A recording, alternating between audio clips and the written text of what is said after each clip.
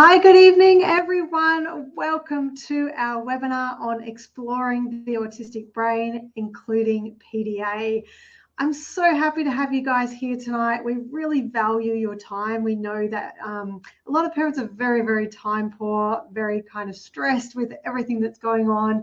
And so we don't take it lightly that you guys are here listening to our webinar. So thank you very much for coming. Just to get us started, we'll go through a little bit of logistics about what you're going to learn in this program, in this webinar. So tonight's webinar is really a snapshot of some of the things that we teach in our 9-week autism parenting specific program. So we do talk a little bit about our autism parenting program, but rest assured this is not one of those webinars where we're constantly trying to sell you something. You're going to get loads out of this program. Hopefully you guys have downloaded your workbook, or if you haven't, then that's okay. You can download it later or not at all. Completely fine. It's something new that we're doing just to help kind of cement the information in a little bit more and give you some kind of opportunities to reflect on the information.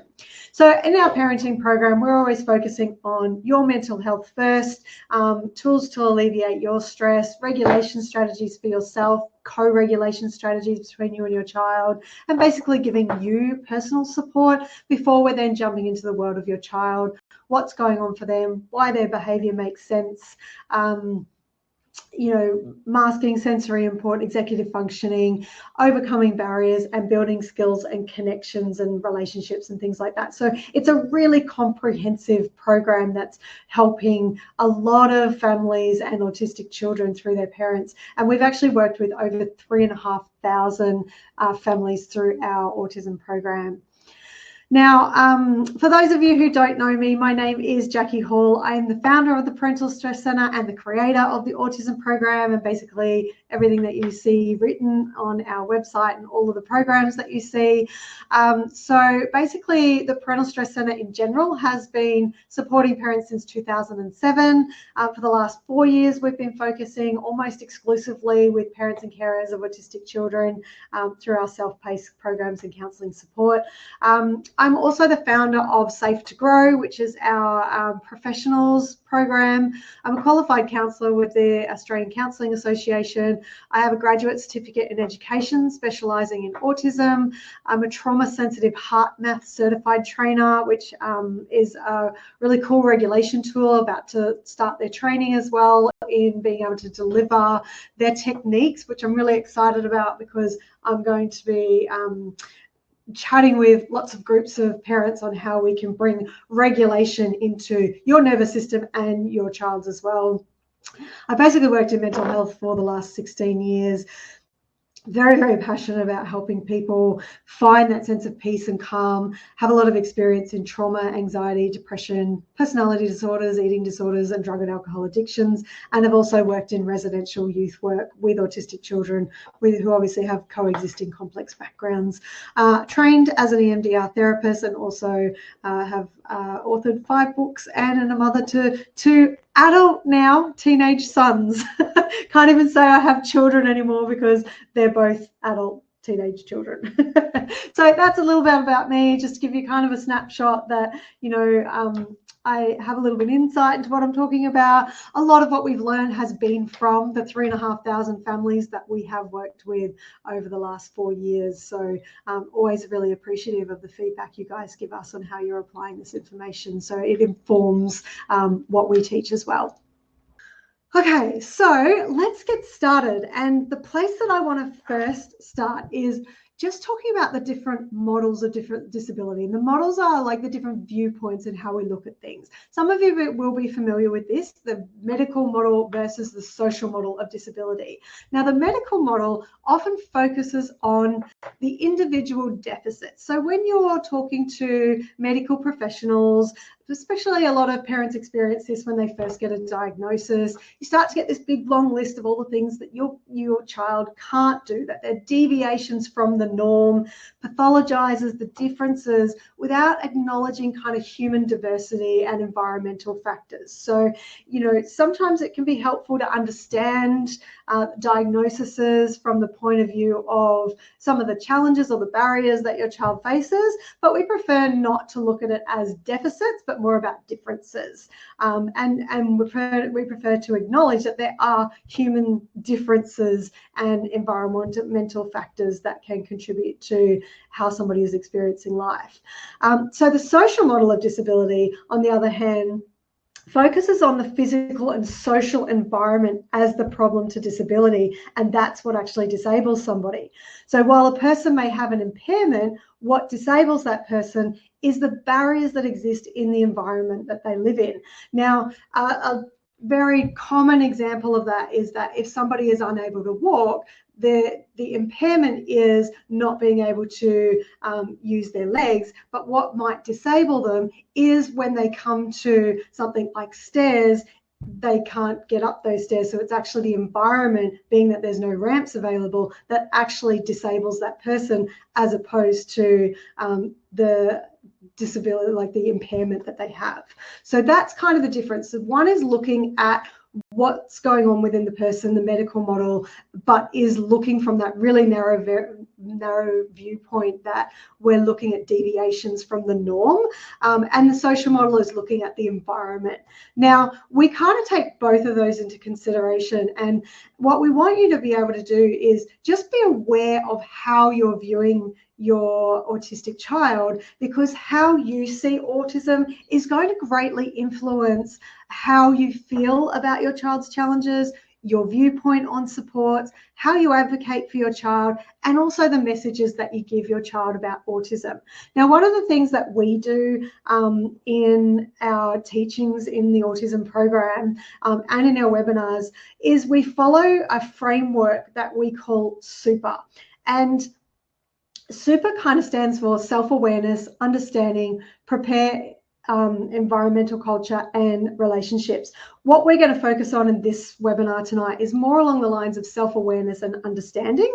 But basically, we're looking at the understanding part is understanding your individual child, how they're thinking, how they're feeling, where they're at in their development, what some of the barriers are, how we can overcome those barriers, what skills we can teach them, what their needs are, those kinds of things, what their unique personality is.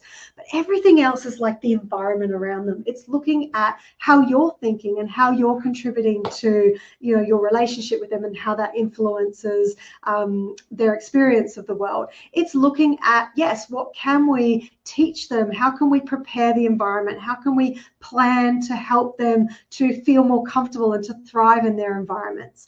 What's happening in their environment in terms of, you know, sensory processing? Are there things that we can change to accommodate their needs to help them to be able to engage in activities and engage in learning and engage in, you know, the things that they're interested in without anxiety, without fear, and without isolation or criticism or, you know, being left out.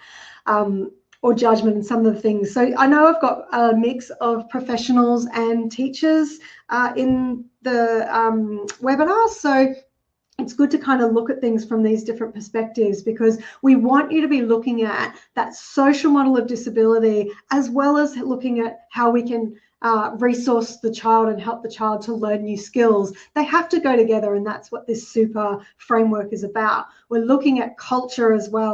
What's the messaging that we're giving that child about themselves, about their autism and what, or them being autistic? So it helps them to build this sense of identity and to feel good about themselves and feel accepted for their differences and their uniqueness in life, because everybody is unique and everybody has challenges in life. So we really want to help them to recognize that those challenges are unique to them, but they're also not unique in general terms of everybody has those kinds of challenges. We want to create this kind of inclusive messaging, this inclusive environment. So we're really looking at how can we do that in the many different ways that we can.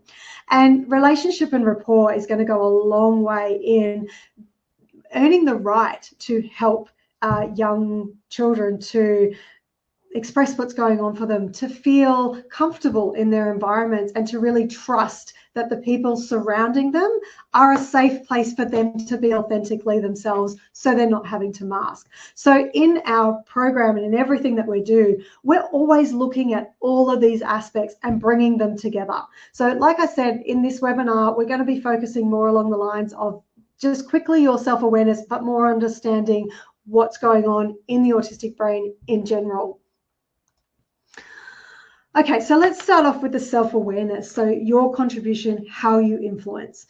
Now, one of the things that we teach is looking at a parent's mindset, how we're viewing autism, how we're viewing your child, how we're viewing your life. Because the stories, we all run these little narratives in our brains of all the things that we're, how we're perceiving life and how we're personalizing the things that we experience.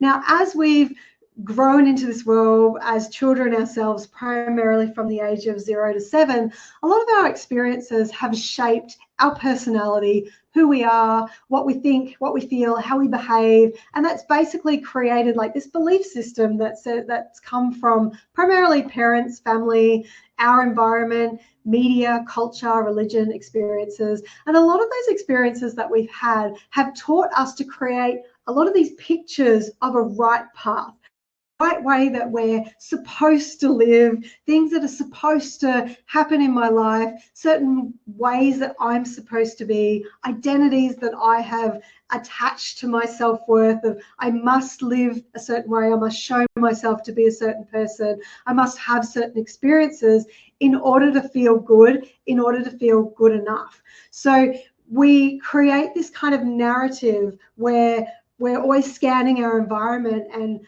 judging and creating a story around, you know, what we're experiencing. And we're never going to be able to stop or change that, or well, we can change it, but we're never going to be able to stop that story. But we need to be aware of it, because it can really influence how we're feeling, the levels of stress that we feel or the levels of peace that we feel, and how we're behaving. So the choices we make, the actions we take, and the influence we have on others.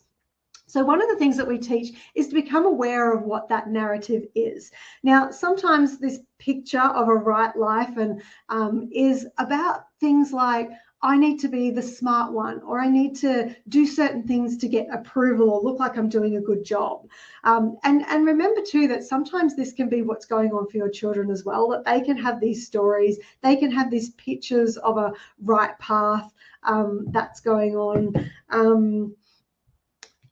And it can be things like, I need to avoid sensory stimulus, I need to seek sensory stimulus, I need to do certain routines, I need to do certain things in order to feel good. Sometimes it can be that you've had a bad experience in your life before and you're trying to prevent that happening again. So this can be very common when parents have had certain situations with their kids and they're trying to stop that from happening again. So the brain can become super aware of, you know, what's going on for them, and thinking that what's happened in the past is going to happen again.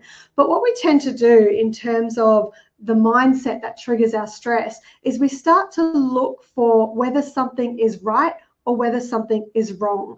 And that's that judging brain.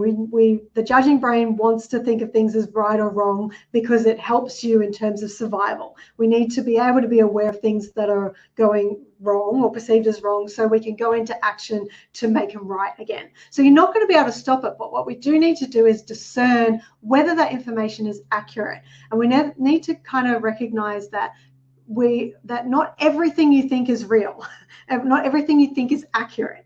So first, we talk about these 4 lenses that narrative plays out in our mind that triggers our stress. And the first one is looking at how something has now veered off my right path and gone onto a wrong one. And once we're on that wrong path, we start to go, well, how do I know that I've gotten on this wrong path? Because I'm missing out on things that I was supposed to be experiencing on my right path.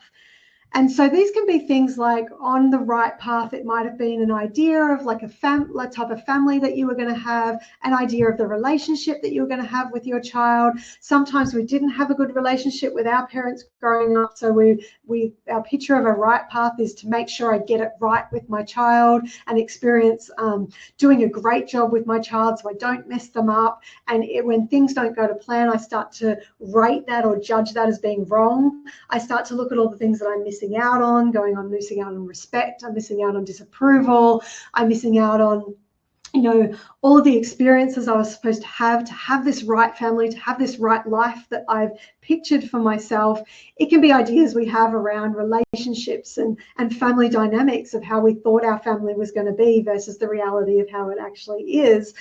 And then once we start to recognize that things are going wrong or off track or haven't gone to plan, not the way they were supposed to be, which is all lens one thinking, and we're looking at that evidence of what we feel we're missing out on, the reasoning part of the brain kicks in and goes, okay, I should have, or someone else should have or could have acted differently. So we go into kind of a blame mode and we go like we should have or could have done something different in order to stop myself from missing out and stop myself from being on this wrong path that I'm now on.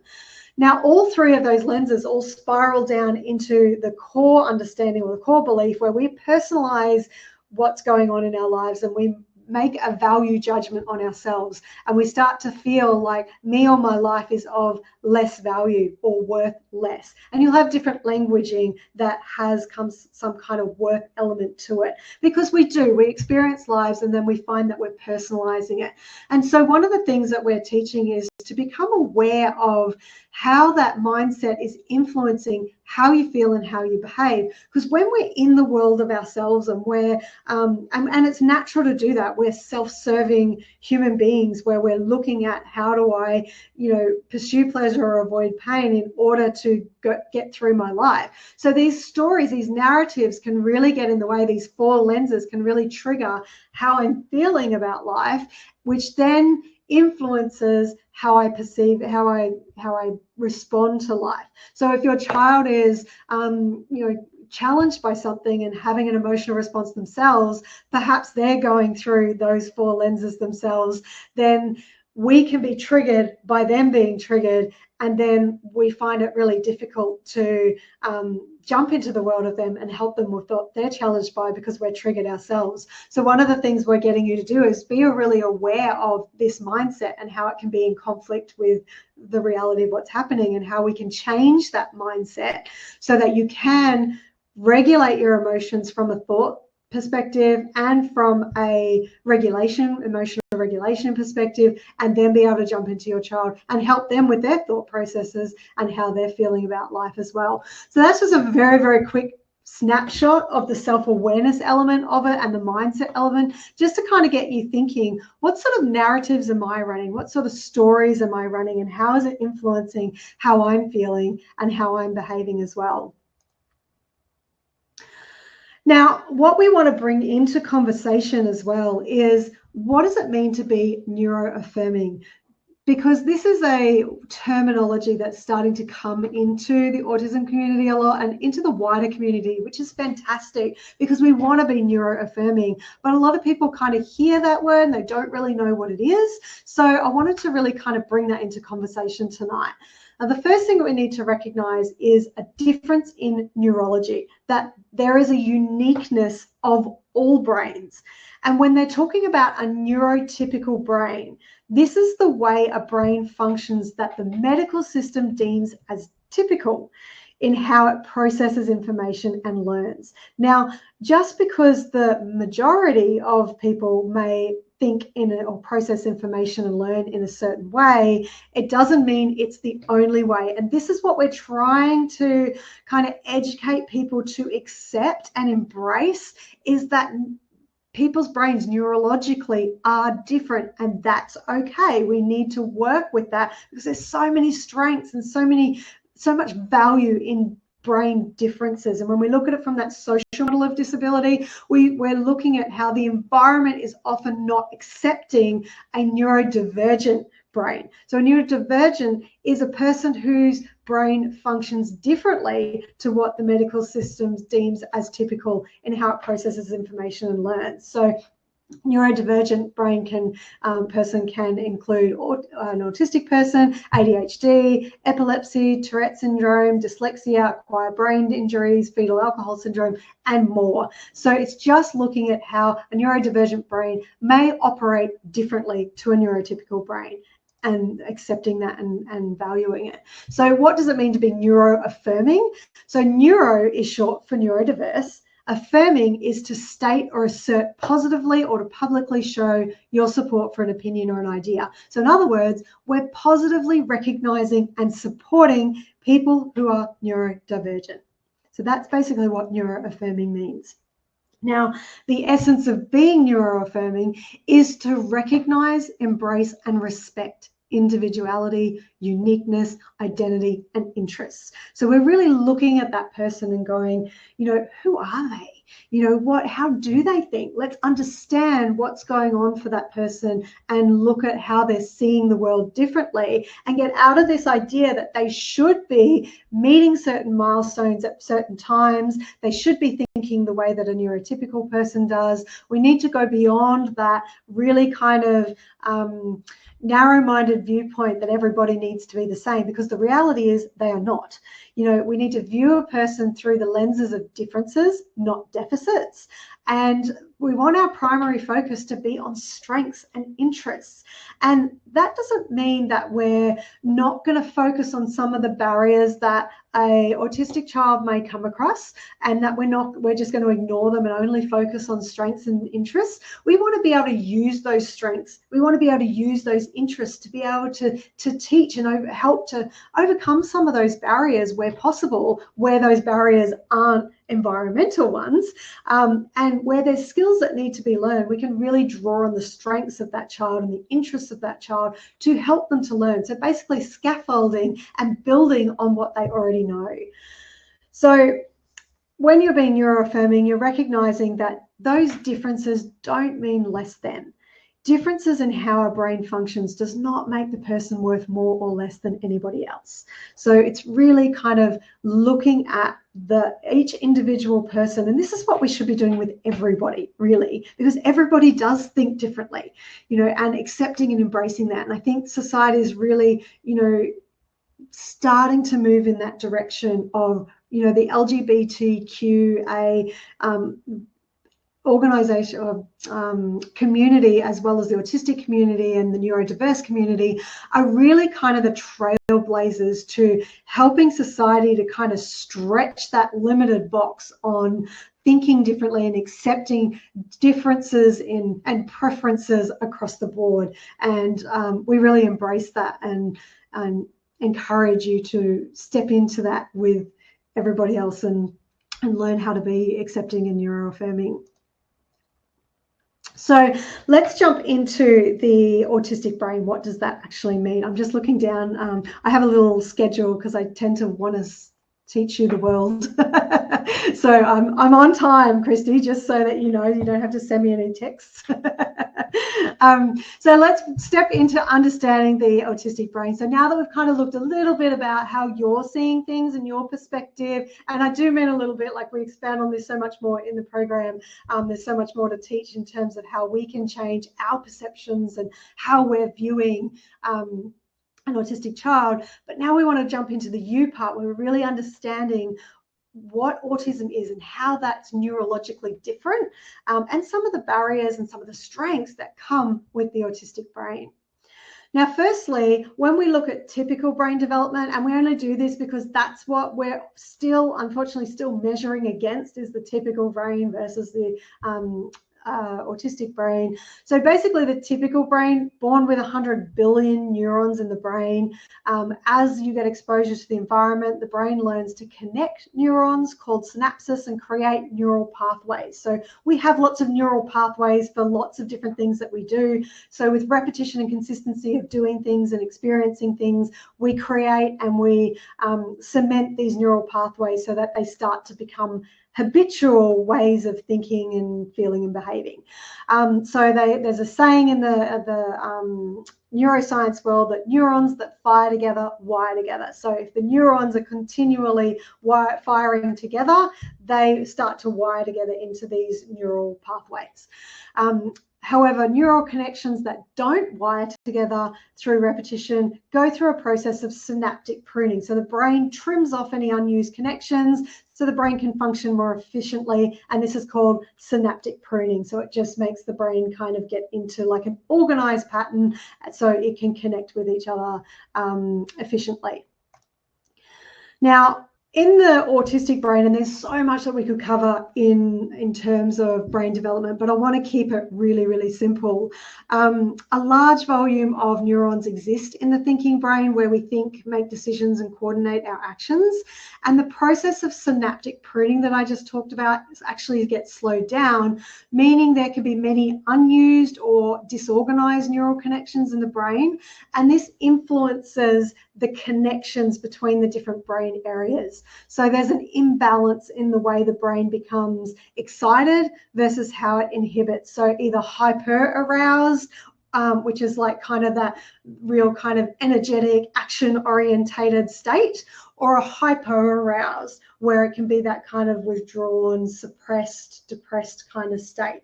So you can see a child that's either kind of super attentive, super focused, or can be quite withdrawn or dissociated.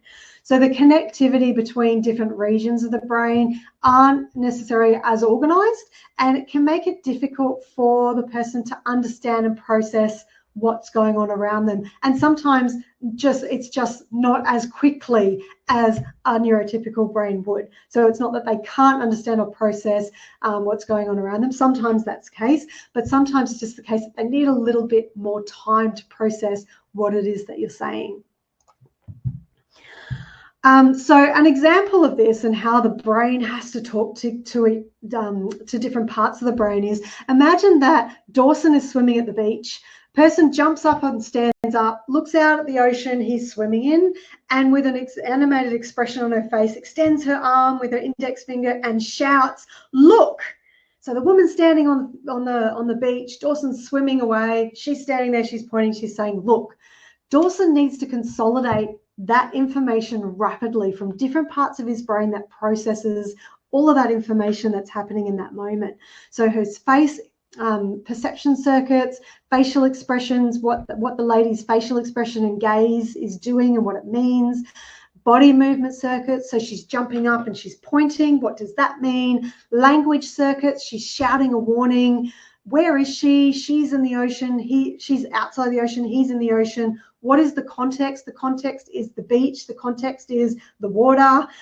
What is he doing? He's executing an impressive somersault in the water. And he's got to like join all of those dots together and accurately decide what to do with that information. Now, certain brain circuits need to consolidate it and translate it effectively to the different brain circuitry to help guide Dawson's behavior in response to what the woman's doing on the beach.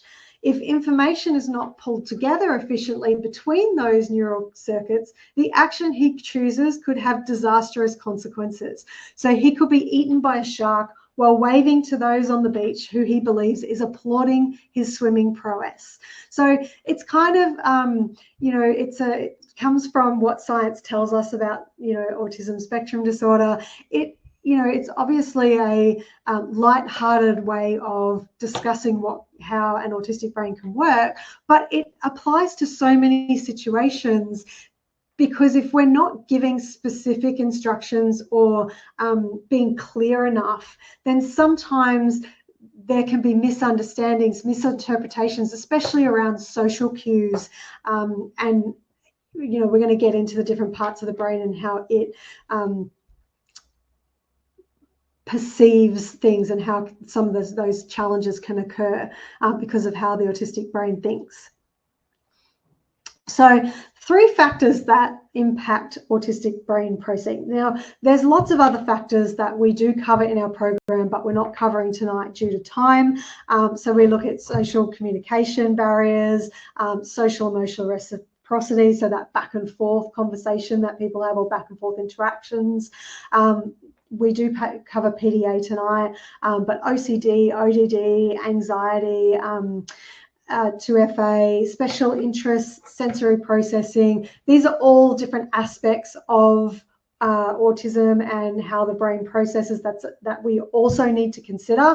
But tonight we're going to be talking about executive functioning, theory of mind, and central coherence as primary elements of it. So let's start off with executive functioning, which from a neurotypical perspective, it refers to the unique way that we think before we act. This is, I mean, it's not even from a neurotypical perspective. Executive functioning is designed for us to be able to think before we act, for us to be able to address unforeseen challenges or to adapt to changing situations. So we're able to look at a situation and kind of think about what we would do if an event was to occur, or if something changes from our expectations, we're able to kind of, you know, adapt to that and change and pivot to what we're needing to do in this present moment. It helps us to resist temptation or not. So that real kind of impulse control. It helps us to monitor and regulate our emotions, stay focused, pay attention, plan and organize tasks, prioritize tasks, and initiate tasks. So executive functioning significantly impacts the way a person interacts and experiences their world. So you can see that it actually plays a really, really pivotal part in how the brain processes information. So in executive functioning in autism, and keeping in mind, of course, that all autistic brains are different. It is a spectrum for a reason. So this will occur at different levels and different places for kids, and some of these won't even occur for some of your children. But it can be that instead of thinking before acting, the autistic child may act before they think because they haven't had that time to process information. They may have difficulty adapting to unexpected challenges. So if something unexpected comes up, they may need support in being able to kind of process what the change is and what they need to do once that change has happened. Understandably, that may mean that they don't like surprises, they don't like the unexpected, which is why anxiety is so strong in an autistic person. It can seem like they're daydreaming, they could be quite hyper-focused, or they could be just focusing on something else and hasn't transitioned into the present moment, or they could be finding it difficult to actually process what's actually going on in this present moment, so they can zone out from that. So it looks like they're just daydreaming, but don't assume that that's what's actually happening. It could just be that they're taking a little bit longer to process what it is that you're saying. So we need to exercise a lot of patience and presence to really tune into what that child is, what's going on for that child. Similarly, they may have difficulty focusing on the task at hand. And on the other hand, they could be extremely focused on a task and find it difficult to focus on anything else. And that's called monotropism, which is an element of autistic cognition that influences the ability to focus, transition, and be flexible. So you often need to help a child to transition from one activity to another. We often need to be it's sometimes you'll find that your autistic child has a very kind of fixed viewpoint and struggles to be flexible in, adapting to different situations or seeing things from a different viewpoint. So often autistics prefer to focus on one thing and not multiple things at a time. So you may need to break down what you're asking the child to do into simpler steps, and visuals can work really well for an autistic child as well. They're often very visual as opposed to verbal instructions. Just working on how can we help your child to be able to focus, or if they have no trouble in focusing on one thing, how can you help them to transition into another exercise or task that you're needing them to do. So the monotropism, it occurs when different areas of the brain activate and communicate differently to that neurotypical brain. So remember Dawson having to kind of, interact and mix them all together and connect them all together in a very fast way. Now, some of the strengths that come with executive functioning are detailed oriented thinking. So you'll find that a lot of autistics have very strong attention to detail because they have got that very focused kind of mindset to be able to think about things. Specialized interests, so that's where that hyper focus can really come in, because that can lead to a real deep knowledge or expertise in something. A lot of autistics have a great ability to have pattern recognition, making connections that may not immediately be apparent to other people. Like, these are real great skills that can be utilized in classrooms or just in life, and cultivating certain skills or talents in your autistic child. Some autistic children have great logical reasoning or systematic thinking, and can have really great problem solving. So they may bring unique perspectives to a problem, and they can contribute really creative solutions. So this is where we're needing to really understand the strengths of the child, so that we can integrate those strengths into helping them with whatever barriers that they're coming across. Some of the other challenges can be in flexibility and transitions, as we mentioned, organization and planning, task initiation, time management. So think about getting your child ready for school in the morning. This is why some of those things can be really challenging, is because their executive functioning is having difficulty processing the way they're needing to get ready in the morning, the way they may need support in being able to get started and to keep going, organizing their time. Emotional regulation can be some of the challenges due to that executive functioning, being able to regulate their emotions, understanding social cues, which can also impact their decision making and their relationships. And then working memory. So those short-term memory challenges can affect how they hold on to the information that you give them and how they manipulate and process that information. So we need to sometimes really simplify things and make it easy for them to understand, and really kind of working with where your child is at. So it's jumping into your child's world and working out how they're thinking and how they're able to do certain things, but may have challenges with other things as well. So these are just some of the things. It doesn't mean that your child will necessarily experience all of these things. So then we have a theory of mind element. So that's the executive functioning. Theory of mind basically means you're able to theorize what's going on in someone else's mind. So many of us can relate to, we look at a person and what's happening for that person. We look at their body language, we look at their facial expressions, we look at what's going on for them, and then we think about, theorize what they might be thinking. We don't always get it right. We often run stories, but sometimes we can get a perception or a sense of what's going on for somebody else in their mind by what we're seeing, what we're hearing, what words they're saying, and also drawing from the information that we have about life to make some sometimes informed perceptions of what might be going on for someone else. So we have that ability to jump into the world of another to understand their thoughts, feelings, desires, and intentions. So somebody can do something, we go, oh, I don't think they meant to do that. So this can be, having that ability, you may be able to predict what someone else is going to think, say, or do. In autism, sometimes that can be difficult to understand somebody else's perspective, particularly if they've not had that experience themselves. So they may, and then similarly, if they've had a experience the same as somebody else, they may think that that person is experiencing exactly the same as what they have. Then they may not necessarily be thinking about the other person having a different experience of the same thing. They just think that this equals that, and there's no other way of, experiencing a situation. So that means that they can sometimes misinterpret other people's intentions.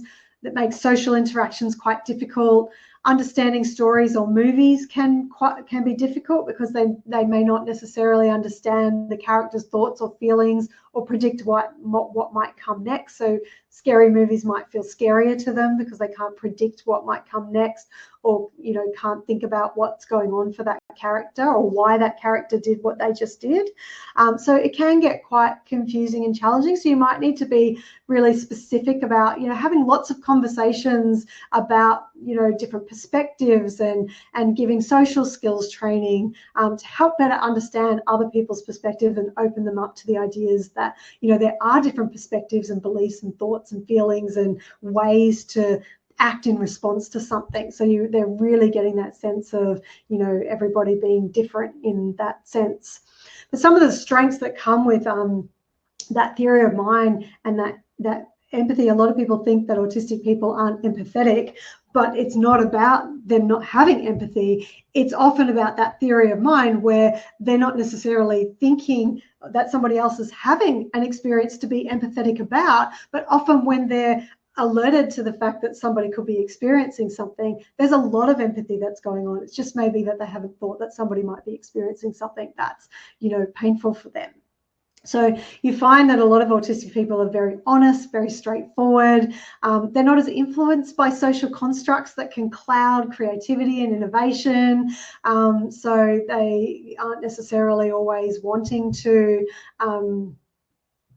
please other people or think to please other people, because if they like themselves, then they may just assume that everybody else is going to like them too. If they like a subject, a special interest, they may just assume that everybody else is going to be just as passionate and love their subject. They're less likely to assume, but instead seek out specific details to understand better. So sometimes you'll say something and they're actually wanting to get the evidence behind that and want to maybe prove you wrong, which, as a parent, you may be getting frustrated about. And then we have central coherence. So central coherence, and you'll often hear it called weak central coherence, but again, I feel that's more in the deficit side of things. So we're just going to talk about central coherence, is the ability to look at things in the context of the bigger picture. So if we're focusing on something here, we've got the context that we're seeing that in. So it's like a puzzle piece versus the whole puzzle, or a sentence in the context of a whole paragraph or a story. So some of the challenges is like, sometimes you might find your child is understanding something in one context, but isn't generalizing that information into another situation. Or they might have a skill to be able to perform a task in this area, but even though it might be the same skill, they may not be contextualizing it into the other area. So you may need to reteach, or you may need to remind them that this skill over here is the same skill that they can be using over here as well. In social communication, again, it can make it difficult for social cues. When people are using non-literal language, that can be quite difficulty. Not kind of recognizing the subtleties in tone of voice or body language, or understanding another person's perspective.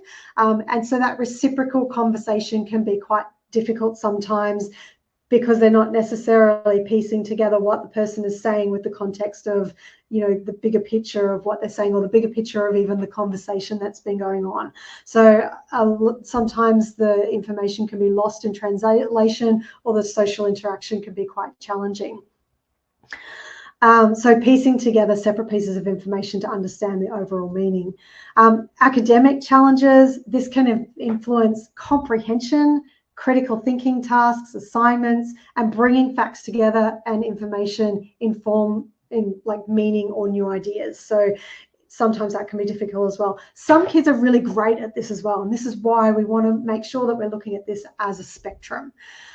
Strengths are attention to detail, hyperfocus, innovative problem solving, enhanced memory, and unbiased perception, which leads to sometimes objective analysis and evaluation. So there can be some real key strengths in there as well.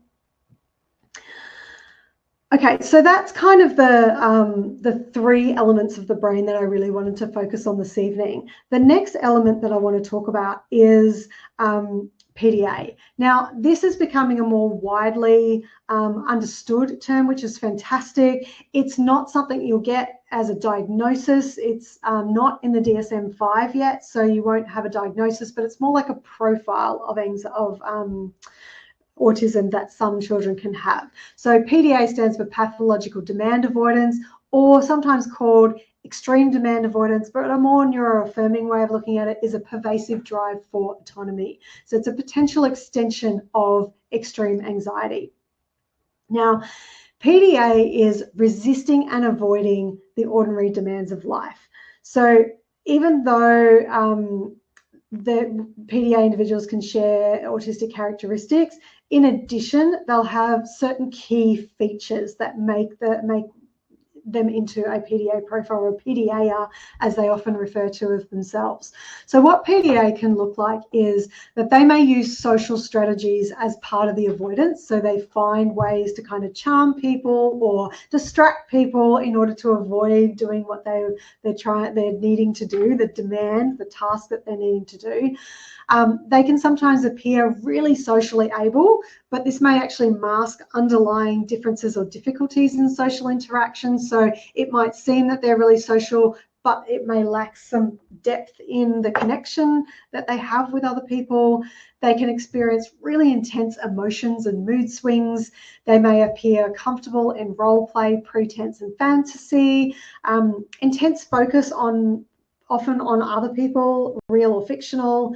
A need for control, this is a big one, often driven by anxiety or an automatic threat response. This is why we call it a pervasive drive for autonomy, because we're really trying to get that sense of control that comes from anxiety.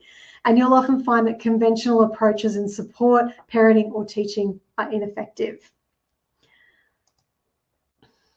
Now, when we often see in PDA that there's this kind of hierarchy of strategies that are used in order to avoid the demands.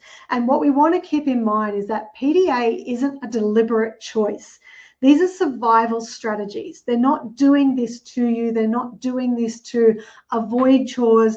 PDA can happen for children who want to do things. They want to go to the movie, or they want to hang out with their friends, or they want to do something that they're really engaged in. They want to write creative stories, or they want to engage in schoolwork, or they want to do something they've really been looking forward to. But the anxiety triggers this fight, flight, freeze, fawn response that influences their ability to do what they're being asked to do or that they're wanting to do, and they use certain strategies in order to be able to avoid that. So meltdowns in PDA are best understood as being like panic attacks, and they may start off quite calm, and as the increase in demands, as there is an increase in demands and anxiety, and there a reduction in tolerance or losing control, you'll find that they will amp up those strategies, and those strategies can start off with things like distraction, excuses, procrastination, can move into physical incapacitation. They might say things like, I can't do it because my leg's broken, withdrawal into fantasy, like we can't do it because, a superhero has to go save the world, things like that, to reduce meaningful conversation, or just, not disengaging, not disengaging, but disengaging in meaningful conversation, and starting to then take control. And sometimes it can be complete compliance, that's that kind of fawn response that I take complete compliance, but then later break down.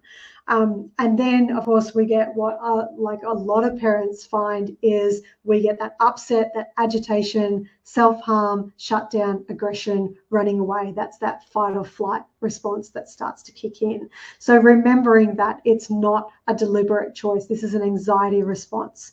So PDA is not a question of, PDA is a question of can't, not won't. Because it often looks like and this is why pathological demand avoidance, doesn't necessarily sound as neuro-affirming, because it's not that they're avoiding the demand out of choice. It's an anxiety response. It's like their body shuts down and can't do what they're wanting to do or they're being asked to do. It's not about a matter of won't. So PDA has often described it as the neurological tug of war between brain, heart, and body. So in autism, There can be task avoidance, but this can be more likely due to kind of sensory difficulties. I'm avoiding it because of how it makes me feel, or it hurts my ears, or hurts my eyes, or that I'm seeking information or seeking a certain thing. So I'm not going to do this because I'm trying to seek out a certain sensory need. Difficulties when transition from one activity to the other. If that's too difficult, I might just avoid doing the task altogether because I don't know how to, or I'm finding it really difficult to transition. It can be because I have difficulty processing information, or I'm confused, or sometimes it's just because they just don't see any point in what they're doing, or has no interest in what they're doing, so the task gets avoided. That can happen typically in autism, but when we're talking about PDA, everyday tasks can be avoided due to the demand itself, because the demand itself elicits like this pressure of expectation. So getting it right, doing it right, performing it correctly the first time, or if I got it right once, will I get it right again? I don't know, I don't want to get it wrong. What will it be like? What will they expect? What will I, having expectations on yourself, having a worry of what might happen, having a fear of certain situations, or feeling unsafe can cause that PDA response. So it can be really difficult to be experiencing that, especially when the child wants to do something, or knows that they need to do something, and can even morally knows that it's the right thing to do, but their body's going, no. So it is, I just saw Monique's comment, it is really tricky, you know, to really kind of discern and understand what triggers that anxiety in a PDAer, so that you can help to support them in however they're needing that support. Now, a demand can be any request or expectation that requires a specific outcome or a result that needs to be achieved, an expected action they must take, or something that leads to an outcome that they could get wrong, or there's a pressure to get it right. So any command that promotes loss of autonomy or control. So direct demands can be things like put your shoes away, sit here and wait, pay this bill, would you like a drink? Anything that kind of triggers them to have an expected response or an outcome that they could get right or wrong. Now, what a PDA feels like to a young person, when I'm pressed to do something I feel I can't do, and people around me just don't understand what I mean when I say I can't do that. I know how to do things and I can do them sometimes, but most of the time I just can't. It starts with avoidance. But if someone's insisting, I'll go straight to panic. I go from being sort of okay to crashing down a hill. It's the most frustrating thing to have the functional capacity to understand what's happening, but the functional ability just isn't there. It's the worst form of self-sabotage. And I read these out to really try and get a sense of compassion for how that must feel to want to do something, but your body's not cooperating. And another example from Tally, demand avoidance makes it sound like I'm avoiding things on purpose, but I literally have no choice whatsoever. So I prefer to call it demand anxiety. And we cover PDA in a lot more depth in our program. Now, I realize that I'm running a little bit behind. Sorry, Christy, I was on time until I spoke too much about the 3 executive functioning and theory of mind and central coherence. So bear with me. I'm going to give you just some quick tools on some communication skills. The difference between imperative language and declarative language can make a massive difference to a PDAer.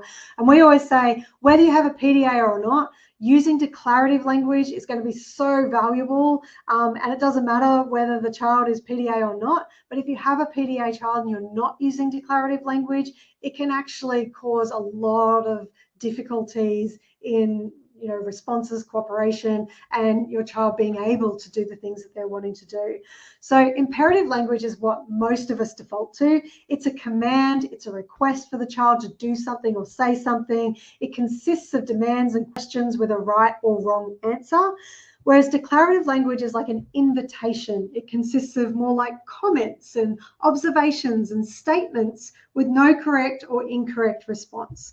So you make your comment, your observation, your statement, and then you allow your child time to think about what you said and respond. So you're really kind of pacing with your child to help them kind of process what's going on, and you make it very, very general.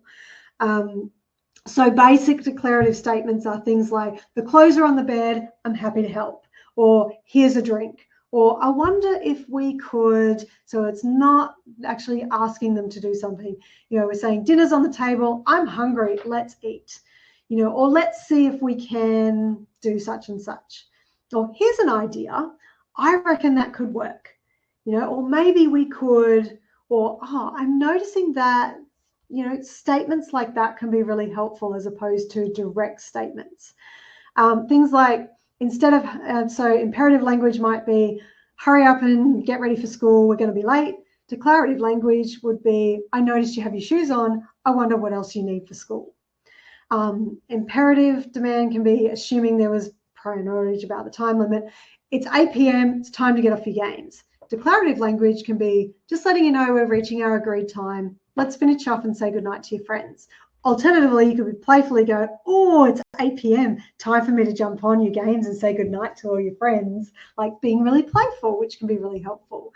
Imperative, you need to wash your clothes, as opposed to declarative, there's room in the washing machine, I think we can make a full load with your clothes. So it's very general comments, they're ideas. Imperative, again, imperative demand, this is your favorite food, why aren't you eating it? And declarative, I remember that time when I served you sausages and you ate them so fast I thought they'd fallen off the table. That was so funny. They smell delicious, I'm going to eat them as fast as you did. Things like that you could, don't forget to use playfulness, because that can be really, really helpful. Things to avoid, saying the word no, don't, or can't. Using rewards, sometimes that can actually add an additional demand on top of the demand itself, because now they have to do the job in order to get the reward, and that can be anxiety producing. Praise, if I get praise, then I'll feel the pressure to be able to do this again or to perform in a certain way.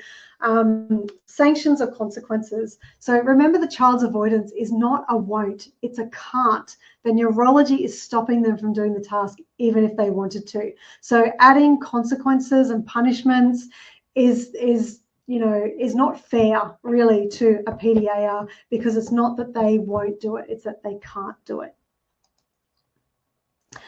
So just be mindful to, final thing on PDA is just be mindful to stay casual and not desperate, because of their heightened sensitivity to your energy and the energy of others.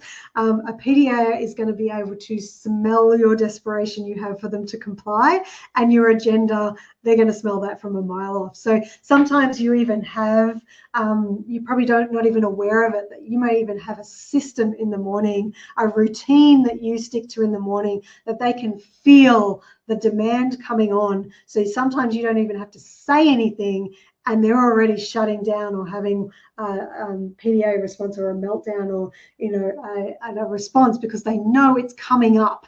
The way that you do things, or the way that you say things, or the mood that you're in, or the way that you express things, they already know that a demand is coming, and can be having a physical nervous system response without you even saying a word. So being aware of your own patterns, because remembering pattern recognition can be quite common in autism, that they notice things that other people wouldn't normally notice. Okay, I've gone through a lot of information. I'm sorry to have spoken so fast. This is why we give you the recordings, because we always like to load you up with as much information as I can. If this feels like the kind of information and support that would help your family, we'd love you to be part of our community. We can give you lifetime access to our training and support. We really slow this down and give you more information that can help you look at a lot of these aspects in more detail. So I just want to spend a little bit of time, like a couple of minutes before you go, on talking to you about our autism parenting program.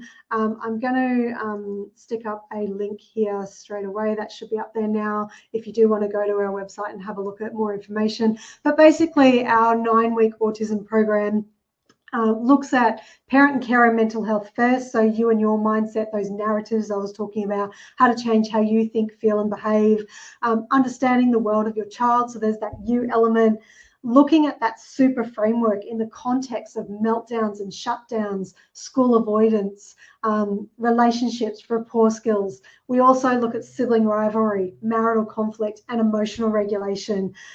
So we're looking at all of that from that perspective of that super framework, looking at the environment as well as understanding your child, as well as your self-awareness, putting all of that together. So we've got this really holistic approach in helping and supporting your child. And we give you ongoing support throughout the program and beyond, where you come to live webinars where you can ask me questions, and you can get email counselling support as well for that more individualised support whenever you need it. And you get that ongoing, so you can be using it for over different ages and stages of your child's development. Now, most parents use their child's NDIS plan, and we understand that there's been a lot of changes that have happened since the 3rd of October, and we know that we thought that the NDIS couldn't get any more confusing, yet here we are, and it's very confusing. We have looked extensively into the NDIS price guide and the new what it will support. And even though it doesn't support general parenting programs, there are some areas of the, and I'm going to put it on here just so that you can have a look. These are the line item from the price guide, the parent and carer line item that we've always billed to is still there. And the NDIS is at the moment paying for invoices. Plan managers are kind of hit and miss as to whether they are or they aren't, but the NDIS is paying for our invoices at the moment. We don't know how long that's going to last, but we do fall under a couple of categories that I'll leave up here that you can look at in the, it's on our website, but you can also come back to this video and look at this in more detail to look at these things on the right here are specifically from the will supports, and it looks at how it's there to support the families, it's there to provide training and development for participants or their carers. And because we're disability specific support and the line item's still there, we believe that we still meet the requirements to deliver this service to NDIS participants.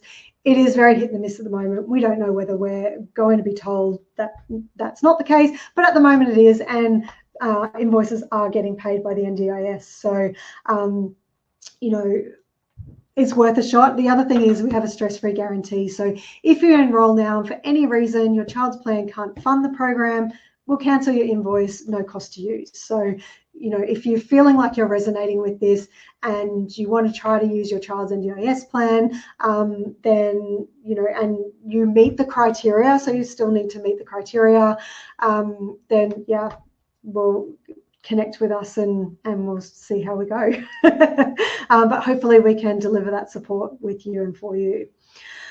Okay, so that brings us to the end of our webinar for this evening. So those who want to leave, you are welcome to. I also meant to mention as well, for those of you who are professionals, we also have our Inside Autism program for professionals, which is 6.75 hours of neuro-affirming training for professionals. So it's a condensed version of information that will help you to support an autistic child. We're going to move on to our Q&A now. So if you have any questions, I encourage you to type it on the Q&A now. Those of you who don't want to stay for the Q&A, that's completely fine. Jody, can EMDR help support autistic children's nervous systems? Any experience with this? So I know from the, I haven't personally used EMDR on autistic children. I have done searches before and there are people who are doing it.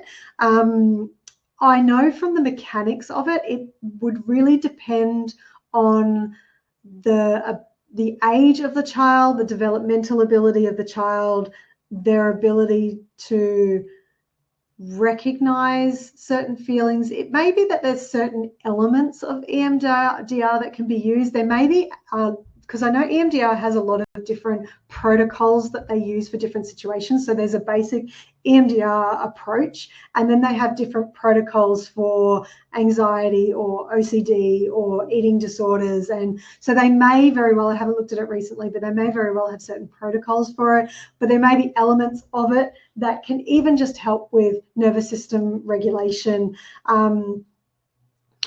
Sensory motor psychotherapy can be really helpful as well. You might want to look into that from a psychotherapist who might specialize in autism, because that is working with the body. There's certain things that we cover in our program that starts to work on the body a little bit more. And I know as I get into the heart math training a lot more that I'll be doing soon to become a heart math trainer, that we're already looking at how we're regulating that nervous system. So stay tuned for that.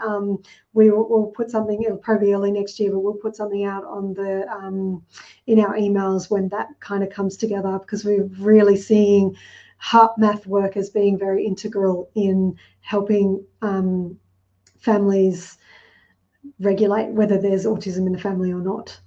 There's a lot of stress in families, and I think, you know, heart-centered breathing and regulation exercises are going to be very key.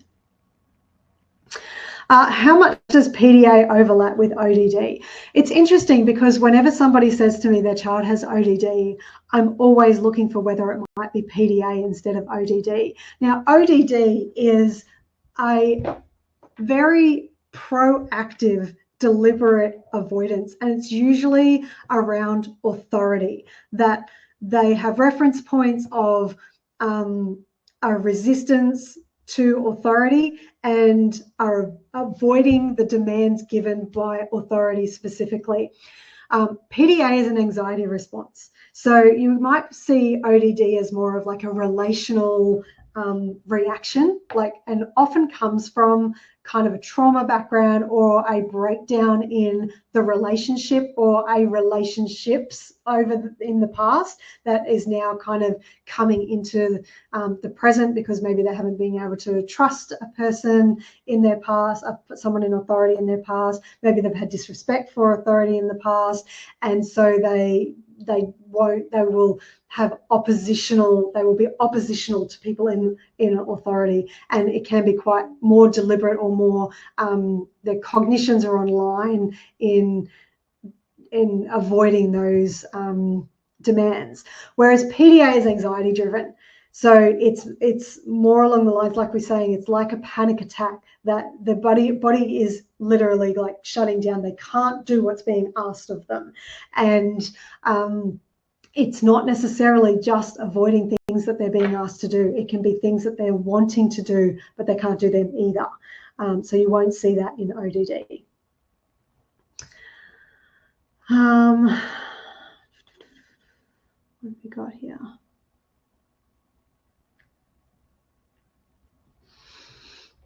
Addressing sleep. 11-year-old girl taking melatonin takes wife roughly 1.5 to 2 hours to get to sleep. Yeah, I think it's important. Like, it might be worth trying to get a sleep specialist involved, because I think it's really key in understanding what is it that she's struggling with in terms of the sleep to begin with. Because it could be something physical going on for her. It could be environmental, so it might be that there's something going on in her body that stops her from feeling comfortable enough to sleep. It could be that her nervous system is dysregulated, and we're needing to help her to feel regulated in her nervous system. It could be psychological, because she may be feeling unsafe in her environment, and that's making her nervous system obviously struggle, so she's not able to go to sleep. It could be something or that she's fearful of what's going on or what's going to happen in her environment, or attachment anxiety. So I think it's really important where in anything that we're talking about is, and this is one of the things that we do a lot in our program, is we really understand the why. The importance of why, cannot be understated, because if we understand the why, then we can start to work on the correct solutions. Otherwise, we're just kind of guessing. So just looking at kind of sleep as one element, this applies to so many different areas, like school avoidance, for example, is another one where we've really got to understand the different elements of school avoidance and where the actual barriers lie before we can even start to implement any challenges. So the same goes for sleep. Is it physical? Is it environmental? Is it psychological? Is it something else that's going on for her that's actually stopping her from being able to go to sleep? Otherwise, you could be giving her melatonin, but that may not actually be the problem, which might be why it's still taking 1.5 to 2 hours to get her to go to sleep. Also, as well, another element of that, other than all those things that I mentioned, is what's happening for your wife during those 1.5 to 2 hours. A lot of autistic children are very energetically entwined with their parents, particularly mothers. And sometimes their energy, and we're finding this a lot as I start to kind of get into, the heart math stuff, and also some other energy work that I've been looking at, and they've been doing some work with the parents on regulating their emotions. They're finding as the parents get more regulated, the child gets more regulated, and as the child's getting more regulated, the parent's getting more regulated, and there's this real kind of synergy between the parent and the child. So it's another aspect to kind of look at it from, that maybe by another element of it, or another strategy, can be working on yours or your wife's, whoever's sitting with your child, to work on regulating your nervous system and doing certain maybe breathing exercises or meditation that you're doing to really come from, like, to calm, and get into that kind of still, sleepy, regulated, rested state, which may influence what's going on for her. So I'm not saying that in any way that it's your wife's fault that your daughter's not sleeping. I'm just saying, when we look at it from that super perspective, we can go, okay, is there anything that I can do? The S is self-awareness. Is there anything that I'm doing? Is there anything that I can do? The U is understanding what might be going on for her not to be sleeping. The P is what can we, how can we prepare things? How can we plan things? How can we, create routines and systems to help her to feel safe, to help her to feel relaxed? The E is environment, looking at the environment around her from a sensory perspective, so she's got that that state of feeling calm and relaxed. So you're really seeing it from that super perspective. Are we creating all the conditions that we can in order to help her nervous system go, okay, we can be relaxed, it's safe to sleep? That's if it's a nervous system response. So it's key to kind of understand what's going on for her to be triggering the sleep difficulties in the first place.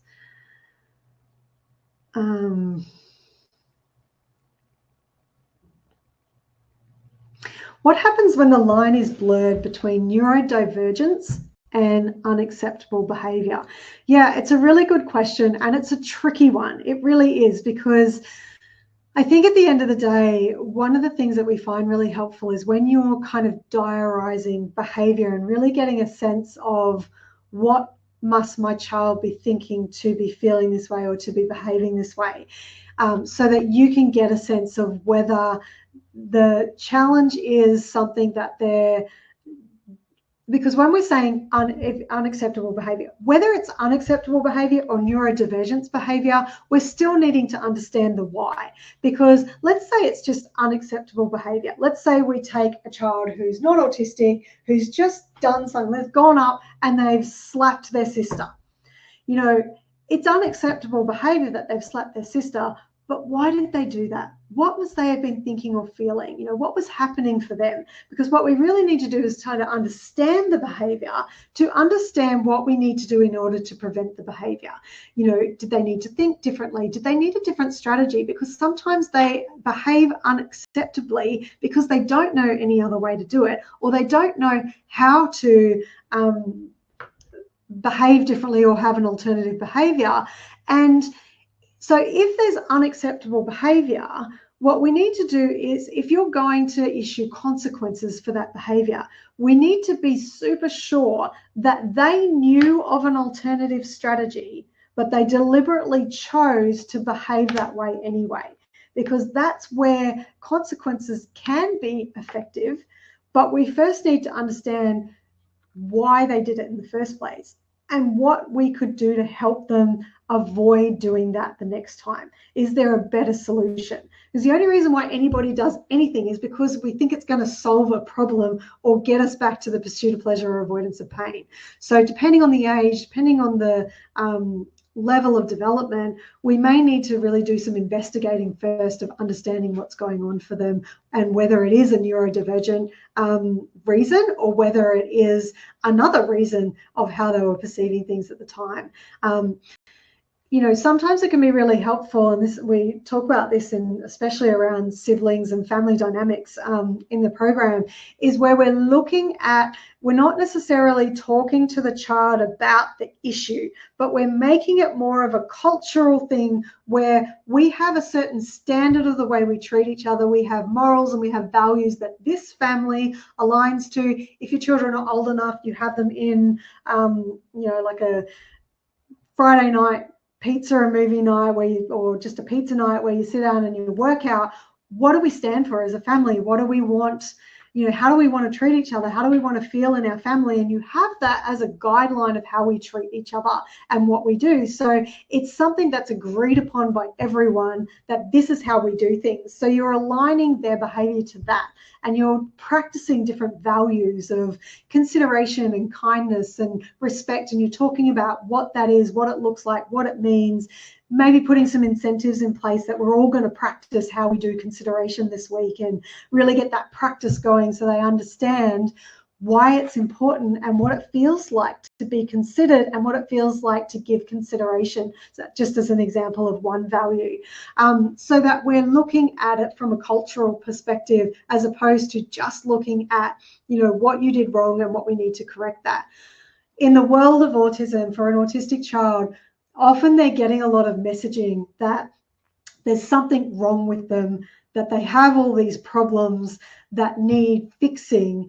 And so when you try to support them and you try to help them, often they don't want to talk to you about it, because, you know, it just makes them feel more shameful or more worthless than they already feel, because of this messaging that they may be getting from society and from, you know, medical industries about the deficits.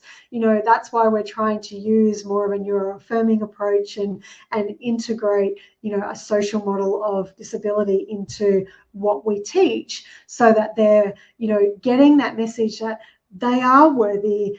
There are differences, there are strengths, there are interests, and we need to celebrate that. So I think it's a bigger question that we're needing to look at from the perception of, you've got your child and you've got this behavior, but then we've also got to look at how we can work into helping that child through our environment and through the culture of the family as well. So I know that kind of went a little bit off track to what you were specifically asking, but I hope that that kind of, you know, answers it from different angles.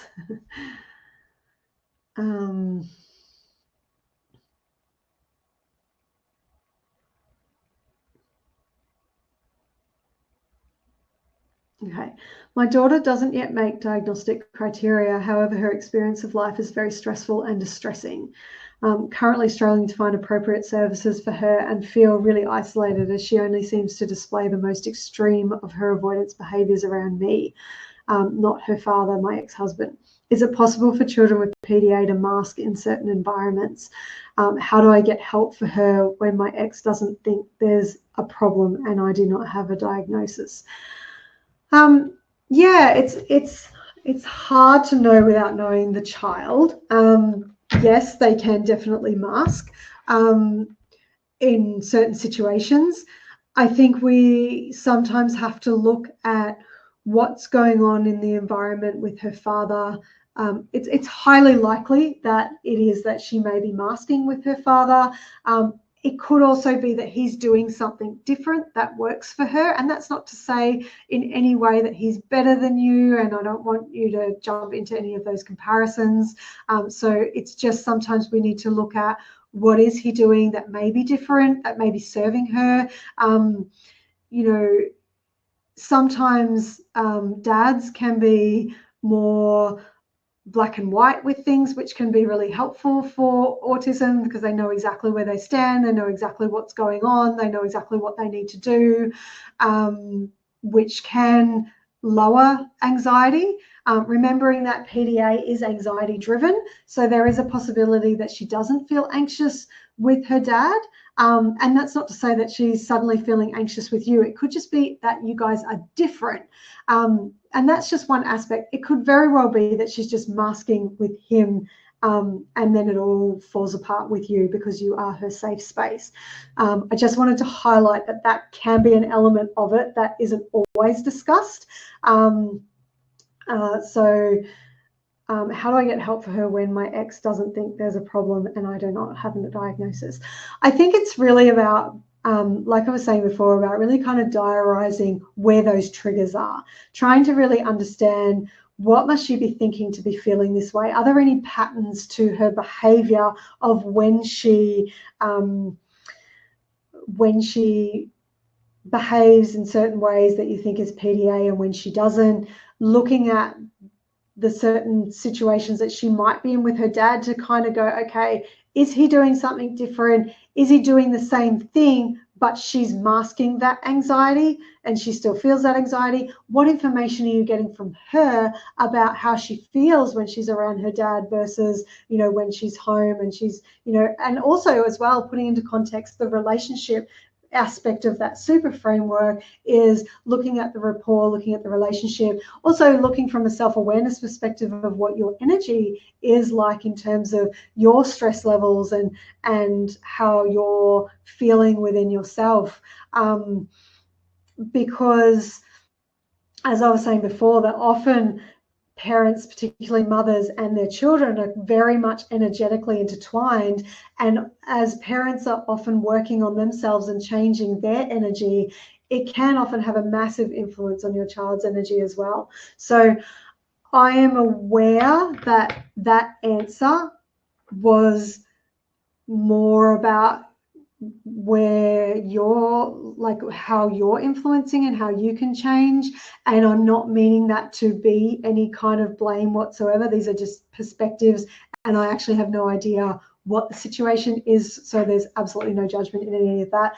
All I can say is that throughout this program, if you were able to join us, we are looking at all of these different elements, so that can be a way that you can get that support without a diagnosis. You don't have to have an NDIS plan to do our program. You can do monthly payments. If that's even a struggle, please email us. We'll try to work something out to help you get on this program so that we can support you as much as we can.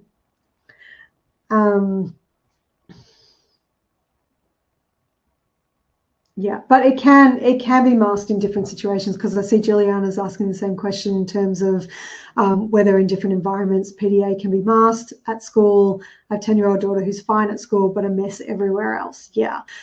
So it's looking at those different environments to really kind of ascertain what do those environments look like. Because when you look at masking, the reason why somebody masks is because they're trying to stop exposing themselves. They're trying to stop drawing attention to who they are and actually dull down how they do things, how they think, how they feel, how they react. And so they do mask what's actually going on for them and really kind of hide that away. So one of the ways you can tell is whether they're doing that is to be looking at that other environment and going, are they an inclusive environment? Is it safe for them to be themselves? If they're okay at school, are they really okay at school? How do we know they're okay at school? Are they engaging at school? Are they full of life at school? Are they happy at school? Are they themselves at school? Like, what do you consider is themselves? And asking the teacher, do you see signs of her engaging, being happy, being, how does she interact with other kids? How does she interact with the teacher? Does it look like she's shutting down or withdrawing at any time? Does she go quiet? Like, what does she do at home when you're noticing that anxiety is starting to creep up? Are there any signs that you can tell that may be happening in the school environment or in the other environment, and trying to get some information from the teachers as to whether she's doing that there, to get a gauge as to whether it's that other environment that's helping her and there's something in that can be used in the home, Or is it that she is masking and you're seeing those signs in understanding how they interact in their world there, so that you can then give that to the school or to the other parent to let them know this is what's actually happening. Hopefully they're able to receive that information. I know it gets trickier when it comes to the other partner in those situations. Okay, so I'm going to answer two more questions. One is, what if a child is harming others and himself without reason? There will be a reason. There is always a reason. And sometimes what it means, and sometimes this can be particular, and I haven't even touched on this tonight, with a non-speaking autistic child who isn't necessarily giving you language, we need to be in detective mode. We need to look for those patterns in the behavior. What was happening before, during, after? What was their body language, their facial expressions, any sounds or words or perspectives that they're giving you, and write them down. Like, take notice of them. Obviously, you've got to try to do whatever you can in the meantime to keep them safe and keep other people safe as much as possible. But we need to first start with that importance of why. Really get a sense of what must they be thinking or feeling to be behaving this way, because there's always some kind of connection. We just have to try and join those dots to really find out why. And sometimes by writing them down, you start to find a pattern in someone's behavior that makes sense of why they're doing what they're doing. We always do things to pursue pleasure or avoid pain. So we need to look at what the payoff is, or what the avoidance is that's going on in order to trigger that behavior.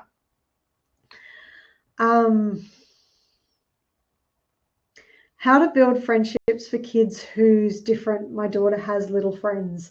Yeah, it can be really tricky when it comes to friendships. Particularly when they're quite young, well, at any age really, but when they're quite young, it kind of comes in two directions. What we're really trying to do is help them to form friendships and just engage with anyone. So it doesn't necessarily have to be kids their age. When they're younger, it can be family, cousins, elders. The trick is to get them interacting and being really engaged in teaching those perspective taking, understanding what other people might be thinking, feeling, that theory of mind stuff we were talking about, talking to them about that central coherence of being able to take this information and making sense of this information. It's really teaching those social skills as much as we can so that you can build social skills. Ideally, we want to be, hopefully, which is why we give our program for professionals, so that we can start to educate professionals to create inclusive classrooms and environments where kids are embracing differences and are being part of the social model that changes how they interact with an autistic child, because it's not always on the autistic child to know how to interact with a neurotypical child.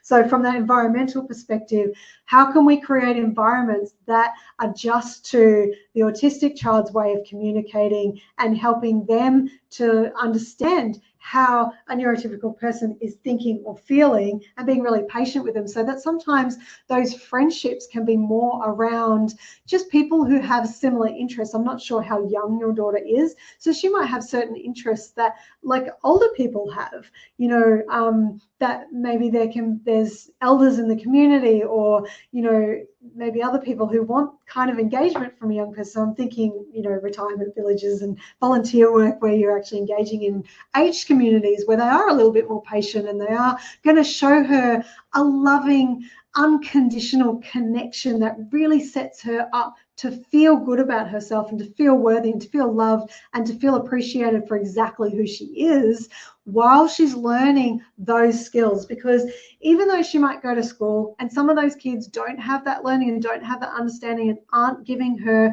those reference points that, she's okay the way that she is, particularly as she's starting to compare one to the other, compare herself to other people and notice those differences.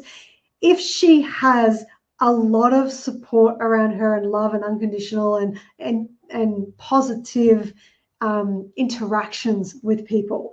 That's going to act as a really beautiful buffer to some of the challenges she might have with other relationships. So the more you can bring positive relationships into her life from any angle, it's really going to help her, one, to learn about relationships, particularly if you're continually having lots of conversations around social interactions and how people think and feel and perspectives and all of that sort of stuff, and how it all works in terms of relationships, and continually doing that. But also from the perspective of building up those really good buffers to deal with some of the less knowledged people on how to understand autism. So hopefully that helps in terms of friendships. Okay, I want to really thank you guys for coming this evening. I'm so sorry that I didn't get to all of your questions this evening. I really appreciate you guys coming on and taking the time out of your busy schedules to listen to this. Remember, it is getting recorded. And remember, we'd love to have you on our next intake of the program. So jump onto our website, have a look and see if it resonates with you, and let us know if you have any questions. But for now, thanks again for your time. Have a great evening. Take care of yourselves and each other, and bye for now.